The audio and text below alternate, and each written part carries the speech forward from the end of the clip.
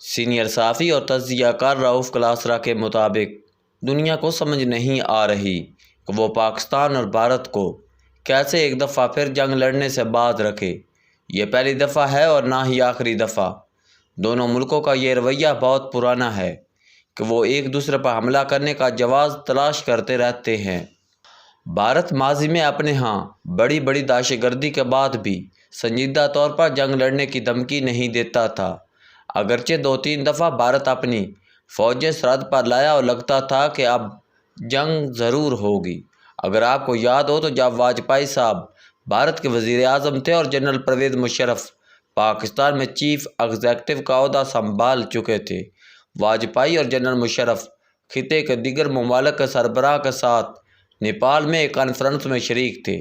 یہ اجلاس ایسے اہم وقت پر ہو رہا تھا جب دونوں ملکوں میں کشیدگی عروج پر تھی اور لگتا تھا کہ کسی بھی وقت جنگ چھڑ سکتی ہے۔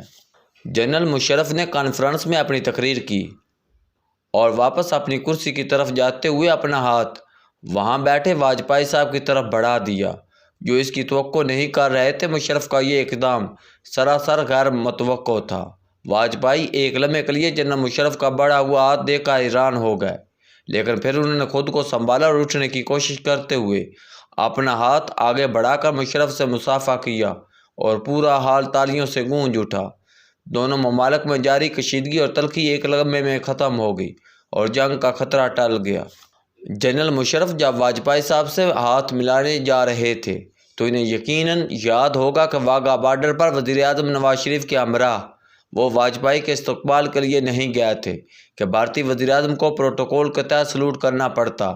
اب وہی جنرل مشرف اسی واجپئی سے ہاتھ ملانے جا رہے تھے۔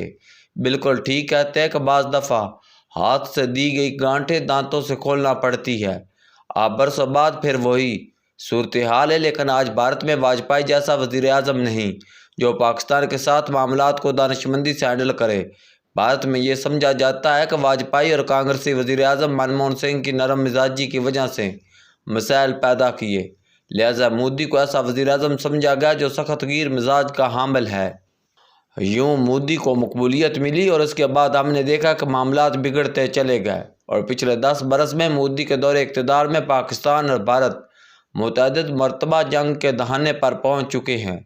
فروری 2019 میں تو باقاعدہ فضائی جنگ لڑی بھی گئی، بیشتر اس کے کہ یہ جھڑپ خطرناک موڑ لیتی۔ امریکہ اور دیگر ممالک نے جنگ رکوا دی اور گرفتار پائلٹ کو بھارت کے حوالے کر کے معاملات کو ٹھنڈا کرایا گیا۔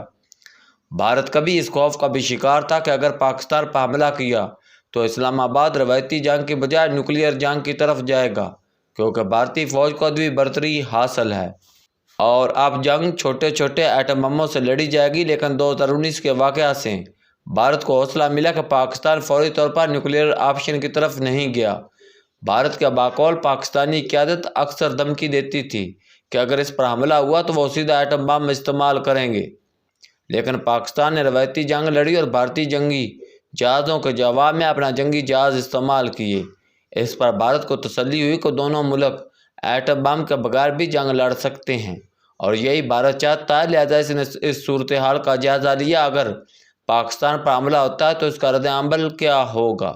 فروری 2019 میں پاکستان نے ایک مدبرانہ رد عمل دیا اور اتنا ہی جوابی حملہ کیا جتنا پاکستان پر ہوا تھا۔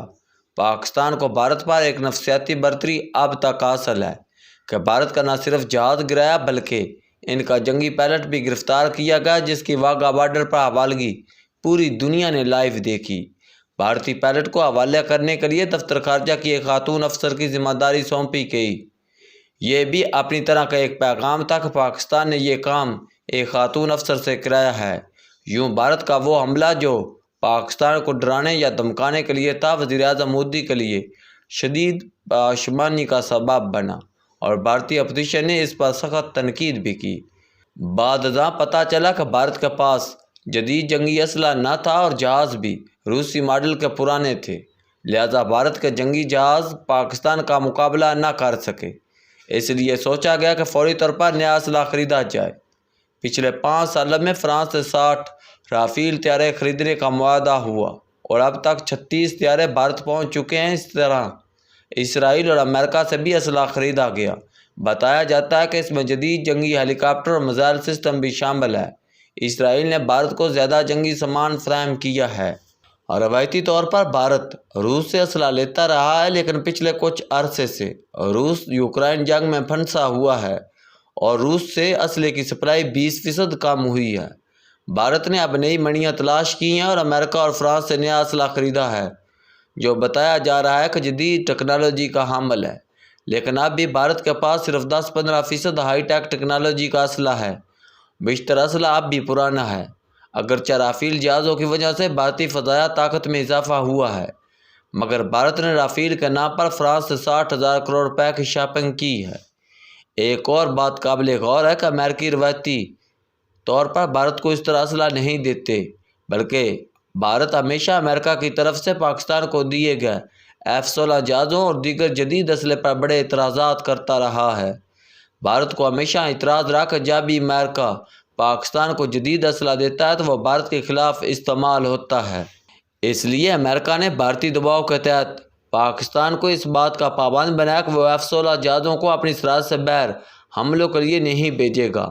ہاں، اگر پاکستان پر حملہ ہوا تو F-16 جہازوں کو پاکستان کے دفاع میں استعمال کیا جا سکتا ہے۔